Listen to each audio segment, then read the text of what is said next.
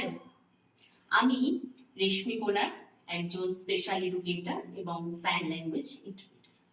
আজকে আমি আমার নিজের অভিজ্ঞতা, একটা ছোট্ট অভিজ্ঞতা আমি শেয়ার করব। সেটা হলো, যখনই কোনো একটা ছোট বাচ্চা, সেটা ডেফ হতে পারে বা নর্মাল বাচ্চা হতে পারে, যে কোনো বাচ্চাকে, যখনই একটা ছোট বাচ্চাকে পড়াশোনা স্টার্ট করব, তাকে কিন্তু এমনি ইজিলি তাকে পড়ানো সম্ভব হয় না। তো তাকে পড়াতে গেলে অবশ্যই আমাদের সেটা মাথায় রাখতে হবে যে পড়াশোনাটা কিভাবে ইন্টারেস্টিং করা যায় বাচ্চাটার কাছে। যখন বাচ্চাটা পড়াশোনাটাকে ইন্টারেস্টিং করতে পারবে, ইন্টারেস্টেড হবে বাচ্চাটার কাছে, তখন বাচ্চাটা পড়াশোনা নিজে থেকেই করতে শিখতে শুরু করবে। তো সবসময় মাথায় রাখতে হবে যে প্রথমেই আমি বাচ্চাটার সাথে যখন কাজ করতে শুরু করলাম বা পড়াতে শুরু করলাম, ওকে বসিয়ে কিন্তু ওর সাথে কোনো বইয়ে ABCD দেখিয়ে পড়ালে ও কিন্তু ইন্টারেস্ট পাবে না।